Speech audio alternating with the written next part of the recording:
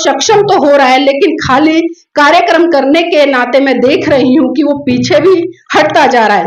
क्योंकि बाबा साहब ने इस देश में दो संस्कृतियों की बात की, और जब दो संस्कृतियों की बात आती है तो हमें साफ साफ समझ जाना चाहिए कि एक संस्कृति वो है इस भारत देश में जो लगातार काल्पनिक चीजों को, झूठी चीजों को, पाखंड को, आडंबर को स्थापित करने पर लगी हुई है, और दूसरी तरफ परम पूज्य बाबा साहब के द्वारा दी गई वो संस्कृति है जो आपको सत्य से रूबरू कराती है, जो आपको एक वैज्ञानिक सोच देती है, एक तार्किक सोच देती है, और आपको एहसास कराती है कि आप कोई जानवर नहीं बल्कि आप मनुष्य हैं, पढ़े लिखे हैं, शिक्षित हैं। तो अपने विवेक के द्वारा आप एक क्रांति उत्पन्न करें। बाबा साहब की जयंती भी हम लोग मना रहे हैं, तो बाबा साहब के जीवन संघर्ष पर प्रकाश डालते हुए मैं दो घटनाओं का जिक्र जरूर करूंगी। यहाँ पर बात उस समय की है जब परम पूज्य बाबा साहब बंबई हाई कोर्ट में प्रैक्टिस कर रहे थे। अचानक उनके पास खबर पहुंची कि साहेब, आपका बेटा राज रतन बहुत बुरी तरह से बीमार है और अपने जीवन की अंतिम सांसें ले रहा है। ये बात सुनकर परम पूज्य बाबा साहब तुरंत घर दौड़े आए, और जैसे ही बाबा साहब ने अपने बेटे राज रतन को गोद में उठाया, राज रतन ने बाबा साहब की गोद में ही दम तोड़ दिया। ये मंजर देखकर माता रमाबाई बिलक बिलक कर रोने लगी और साहब का कॉलर पकड़कर कहने लगी कि साहेब बस कीजिए साहेब, बस कीजिए। आपकी समाज सेवा के भूत ने एक एक करके मेरा पूरा परिवार उजाड़ दिया, साहेब बस कीजिए। तो बाबा साहब कहते कि रमा चुप हो जा, रमा चुप हो जा। रमा तू तो रो भी सकती है, लेकिन मेरी तो आंखों के आंसू ही सूख चुके हैं, क्योंकि प्रतिदिन मैं अपने समाज के हजारों बच्चों को मरते हुए देखता हूं। रमा चुप हो जा। तो माता रमाबाई फिर कहती है कि साहेब मैं आज फिर चुप हो जाऊंगी, लेकिन आप मुझे एक बात बता दीजिए कि जब जब आप अपने बेटे राज रतन को गोद में खिलाया करते थे तो बड़े हर्षोल्लास के साथ कहा करते थे कि रमा मेरा बेटा राज रतन बड़ा होकर एक दिन इस देश पर राज करेगा। तो साहेब आज राज रतन तो हमारे बीच में रहा नहीं, अब मुझे ये बता दीजिए कि बड़ा होकर अब इस देश पर राज कौन करेगा। तो बाबा साहब राज रतन के पार्थिव शरीर पर हाथ रखकर कसम खाते हैं और कहते हैं कि रमा मैं भारत देश में एक दिन ऐसा काम करके जाऊंगा कि हर भारत की रमा की कोख से जन्म लेने वाला राज रतन इस देश पर राज करेगा, इस देश पर राज करेगा। और वो राज परम पूज्य बाबा साहब हमें संविधान के अंदर देकर गए, एक वोट देने तक से लेकर एक शासक बनने तक का अधिकार, एक चपरासी से लेकर एक राष्ट्रपति बनने तक का अधिकार। लेकिन विडंबना है कि बाबा साहब के चार बच्चों की कुर्बानी के बाद, उनकी जीवन संगनी की कुर्बानी के बाद हमने उनके उस अधिकार को समझा ही नहीं, क्योंकि बाबा साहब कहते थे कि पूरा भारत बोध में हो ताकि इस देश का एक चहुमुखी विकास हो सके। अभी तमाम आचार्यों ने धम्मपद की गाथा है उनको लेकर चर्चा की, किसी ने वैर वाली गाथा पर प्रकाश डाला, किसी ने मनो वाली गाथा पर प्रकाश डाला, किसी ने धम्म की गाथा पर प्रकाश डाला। क्योंकि आज अगर धम्म की बात करें या धर्म की बात करें, शब्द एक ही है, एक को संस्कृत में हम धर्म कह देते हैं, वही हम इसको पाली में धम्म कह देते हैं। लेकिन जब हम चर्चा करते हैं लोगों से, अगर मैं कुछ हिंदुओं से पूछूं तो वो कहते हैं कि पूजा पाठ करना धर्म है, मंदिर में जाना धर्म है, घंटियां बजाना धर्म है। अगर वहीं किसी मुसलमान भाई से पूछा जाए तो वो कहता है कि मस्जिद में जाना धर्म है, 5 समय की नमाज पढ़ना धर्म है, रोजे रखना धर्म है। तो धर्म को इस तरह से अपने अपने तरीके से लोगों ने डिफाइन किया, लेकिन विश्व के सर्वप्रथम मनोवैज्ञानिक तथागत बुद्ध, जिन्हें हम भगवान बुद्ध भी कहते हैं, वो साफ साफ कहते हैं कि सब पापस्य अकरणं कुशलस्य उपसंपदा सचित्त परियोदपनं एतं बुद्धानु शासनं। यानी कि सभी अच्छे कामों को करना, किसी भी गलत काम को ना करना, अच्छे और गलत के बीच में जो एक भेद है उसको जांच कर लेना और अपने चित्त को परिशुद्ध करते हुए हमेशा अच्छा ही अच्छा व्यवहार लोगों के साथ करना। तो बताइए क्या इस धर्म से कोई मना करेगा? किसी भी धर्म का मानने वाला व्यक्ति मुझे लगता है शायद इन बातों से मना करे, लेकिन हम इन चीजों को समझ ही नहीं रहे हैं। हमने सांप्रदायिकता को इतना बढ़ा दिया है कि हम उसे ही धर्म समझने लगे हैं। आपसे भी उम्मीद करूंगी कि जो बातें मैं बोल रही हूँ कम से कम उस पर थोड़ा सा तो अपना एक तरह से विचार उत्पन्न करे और समझने का प्रयास करे कि आज ये चर्चा हो रही है और ये कार्यक्रम आयोजित हो रहा है तो इसकी सार्थकता क्या है। परम पूज्य बाबा साहब विदेश से पीएचडी की डिग्री लेकर भारत लौटे। और जब महाराष्ट्र के लोगों को ये पता चला कि परम पूज्य बाबा साहब आ रहे हैं, तो उन्होंने उनके सम्मान सत्कार कार्यक्रम में एक बहुत ही विशाल व भव्य मंच लगाया। पूरे महाराष्ट्र में ये खबर आग की तरह फैल गई।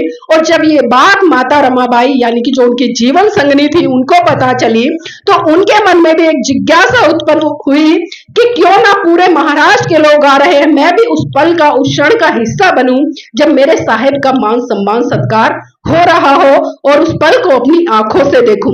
तो आपको जानकर आश्चर्य होगा कि माता रमाबाई के पास में एक भी ऐसी सुंदर अच्छी साड़ी नहीं थी जिसको पहनकर वो बाबा साहब के सम्मान सत्कार कार्यक्रम में जा सके। तभी उन्हें याद आया कि एक बार साहू जी महाराज ने सम्मान स्वरूप बाबा साहब को एक पगड़ी भेंट की थी। माता रमाबाई ने ट्रंक में से वो पगड़ी निकाली और अपनी फटी हुई साड़ी पर उस पगड़ी को लपेट कर वो बाबा साहब के सम्मान सत्कार कार्यक्रम में चली गई। अब एक सवाल है आप सबसे मेरा, सोचिएगा कि जिस महिला के पति का सम्मान सत्कार कार्यक्रम हो रहा हो, लाखों की भीड़ हो, तो उस महिला को कहाँ होना चाहिए? कहाँ होना चाहिए उसको?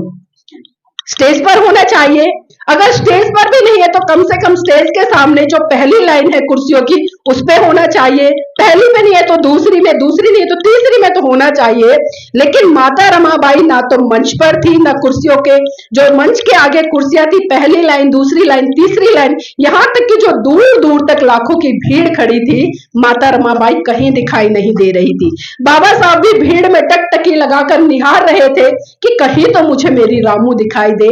जैसे जैसे बाबा साहब का भाषण अंतिम दौर में गया, बाबा साहब की उम्मीदें और बढ़ने लगी कि इतना जन सैलाब उमड़ा है लेकिन मेरी रामू कहीं दिखाई नहीं दे रही। फिर बाबा साहब की नजर अचानक से भीड़ के पीछे एक पेड़ था और उस पेड़ के पीछे एक महिला चुपके से निहार रही थी। बाबा साहब बिना कुछ कहे समझ गए कि भीड़ के पीछे जो पेड़ है और उस पेड़ के पीछे जो महिला चुपके से निहार रही है वो कोई और नहीं बल्कि वो मेरी रामू है। वो ये भी समझ गए कि वो भीड़ के सामने क्यों नहीं आई, क्योंकि आप खुद देखिए कि जिस महिला का पति सूट बूट में हो, विदेश से पीएचडी की डिग्री लेकर लौटा हो और उसकी जीवन संगनी फटे हालात में हो, तो समाज किस तरह की प्रतिक्रिया देंगे? तो सोचिए मेरी बहनों, जिस माता रमाबाई ने कभी भी अपने जीवन में कोई भी अच्छी कीमती साड़ी नहीं पहनी, बाबा साहब का भी भाषण चलता रहा, बहुत सारी विचार उनके मन में उत्पन्न होते रहे और जैसे ही बाबा साहब का भाषण खत्म हुआ, बाबा साहब सीधा भीड़ को चीरते हुए माता रमाबाई के पास पहुंचे और उनका हाथ पकड़कर बोले कि रमा, रमा मुझे माफ करना, रमा मुझे माफ करना। रमा ऐसा नहीं है कि मैं तेरा साजो श्रृंगार नहीं कर सकता, रमा ऐसा नहीं है कि मैं तुझे आभूषणों से नहीं ला सकता, रमा ऐसा नहीं है कि मैं तेरे लिए एक से सुंदर एक कीमती साड़ी नहीं ला सकता, लेकिन रमा जितनी जिम्मेदारी मेरी तेरे प्रति है उससे कहीं ज्यादा जिम्मेदारी मेरी इस भारत देश की प्रत्येक महिला के प्रति है जिसको आज ठीक से शरीर ढकने के लिए वस्त्र भी नहीं मिलता। तो आप सोचिए कि जिस माता रमाबाई ने कभी भी अपने जीवन में एक सुंदर कीमती साड़ी नहीं पहनी, उसी माता रमाबाई के त्याग, समर्पण, बलिदान के कारण आज इस भारत देश की तमाम महिलाएं, चाहे वो किसी भी क्षेत्र, जाति, धर्म की हैं, आज वो 100 रुपए से लेकर 1-1 लाख रुपए तक की साड़ियां पहन रही हैं। तो मैं नतमस्तक करती हूँ ऐसी रमाबाई को और आपसे भी उम्मीद करती हूँ कि पढ़िए उस महिला के जीवन संघर्ष को जितने इतनी कम उम्र में अपने 4-4 बच्चे कुर्बान कर दिए, इस दुनिया को छोड़कर चली गई। किसके लिए? आपके लिए। क्योंकि जब बाबा साहब विदेश में पढ़ाई कर रहे थे तो घर की आर्थिक व्यवस्था बहुत बिगड़ी हुई थी, बहुत हालात गंभीर थे, घर पर खाना नहीं बन पाता था। माता रमाबाई उपले पात कराती थी, जो पैसे वहां से मिलते थे उन्हीं से घर का खर्चा चलाती थी और खर्चा ही नहीं चलाती थी क्योंकि बाबा साहब जब विदेश में पढ़ाई करे तो वहां पर भी बहुत ज्यादा समस्याएं बाबा साहब को झेलनी पड़ी। तो थोड़ा थोड़ा पैसा बचाकर माता रमाबाई उनकी पढ़ाई के लिए विदेश भेजती थी। तो हमें उस महिला से समझना चाहिए, आज तो हमारे पास में तमाम संसाधन है, आज हम गाड़ी घोड़े एसी की गाड़ियों में चलते हैं, एसी के घरों में रहते हैं, अच्छे अच्छे बंगलों में रहते हैं, तब भी हम मिशन मूवमेंट का काम नहीं कर पाते। हमारे बच्चों को जरा सा खांसी जुकाम बुखार हो जाए तो हम एक से अच्छे डॉक्टर के पास ले जाते हैं, हम बड़े बड़े अस्पतालों में अपने बच्चों को दिखाते हैं। लेकिन देखिए उस रमाबाई दवाई को। जिसने कभी भी अपने बच्चों को ठीक से पेट भर खाना नहीं खिलाया, और जब खाना नहीं खाएंगे तो बच्चे कुपोषण का शिकार होंगे, बीमार होंगे, और जब बीमार होंगे तो दवाई की जरूरत तो पड़ेगी, और पैसे ही नहीं है, क्योंकि पैसे होते तो खाना खिला देती, कुपोषण नहीं होता, बीमार नहीं होते, और एक एक करके उनके 4 बच्चे इस दुनिया से नहीं जाते। लेकिन हम इन चीजों को नहीं समझ पाते। हम बड़ा एक कहानी से सुनकर या कुछ घटनाक्रम सुनकर थोड़ी देर तो उनको एहसास करते, अपने मन में धारण करते हैं, और कहीं ना कहीं मन में एक भावुक भाव भी ले आते हैं। लेकिन जैसे ही हम घर जाते हैं, टीवी खोला, कुछ और दृश्य हमारे सामने आया, वो तमाम घटनाक्रम हमारी आंखों के सामने से ओझल हो जाता है। तो मैं आप सबसे बस यही उम्मीद करूंगी, क्योंकि हमारे महान पुरुषों ने बड़ा त्याग किया है। चाहे मैं किसी भी महान पुरुष की बात करूं, आज अगर यहाँ पर इन 2 महान विभूतियों की मूर्ति की स्थापना हुई है तो इसके पीछे बहुत बड़ा कारण है, क्योंकि बिना कारण के कोई भी काम इस दुनिया में नहीं होता। बुद्ध ने साफ साफ कहा है कि दुनिया में दुख है, दुख का कारण है, उसका निवारण है, और उसके लिए एक मार्ग है, और जो उस मार्ग पर चलेगा उसका कल्याण हो जाएगा। तो आज यहाँ पर जो 2 मूर्तियां लगी है उनका अनावरण हुआ है, तो आज हमें संकल्प लेना चाहिए कि जिस तरह से महान पुरुषों ने त्याग, समर्पण, बलिदान करके आपको इतना सुंदर, इतना अच्छा, इतना उज्जवल भविष्य दिया, आज हम अच्छे डॉक्टर, इंजीनियर, जज, वकील बन रहे हैं। यहाँ तक कि राजनीतिक सत्ता में भी पहुंचकर हम किसी राज्य के मुख्यमंत्री बन जाते हैं, हम सांसद बन जाते हैं, हम लोकसभा, विधानसभा, संसद में जाकर अपनी बात को, अपने समाज की बात को बुलंद करने का काम करते हैं। तो ये सीख हमें अपने महान पुरुषों से लेनी चाहिए। इतने अधिकार जो हमें मिले हैं, तो उन अधिकारों के प्रति कम से कम हम 10% तो कृतज्ञता व्यक्त कर सकते हैं। तो आज हमारे बीच में आदरणीय वकील साहब आए हैं, भंते जी आए हैं। भंते जी ने बहुत सारी चीजें मतलब आपको बताई हैं, पाली में थी, और अभी आदरणीय वकील साहब है, वो भी विस्तार से प्रकाश डालेंगे। और मुझे आपने इतना ध्यानपूर्वक सुना। मैं बस एक ही बात कहूंगी कि महान पुरुषों की जय जयकार करना छोड़ दीजिए, क्योंकि बाबा साहब ने साफ साफ कहा है कि मेरी जय जयकार करने से अच्छा है मेरे बताए हुए रास्ते पर चलो। लेकिन आज हम सिर्फ जय जयकार तक ही सीमित हो गए, कार्यक्रमों तक ही सीमित हो गए। इनसे बाहर निकलकर हमें वैचारिक क्रांति की तरफ बढ़ना पड़ेगा। हमें उन लोगों के पास भी जाना पड़ेगा जहां हमारे दबे कुचले समाज के भाई बहन रहते हैं, हमारे समाज के बच्चे रहते हैं। कम से कम हम उन्हें कुछ ना दें तो मोटिवेट तो कर सकते हैं ना, उसमें तो पैसा नहीं लगता ना हमारा। और जिस दिन आप लोगों ने उनको मोटिवेट करना शुरू कर दिया, गलत चीजों से बाहर निकाल कर अच्छे रास्ते पर लाना शुरू कर दिया, तो वो आपको भविष्य में जब कुछ बन जाएंगे तो वो आपको याद करेंगे कि कोई हमारे बीच में आया था, हमें समझा के गया था, मोटिवेट करके गया था। क्योंकि कुछ नहीं पता कब किसकी बात दिमाग में स्ट्राइक कर जाए और उससे हमारा पूरा का पूरा जीवन बदल जाए।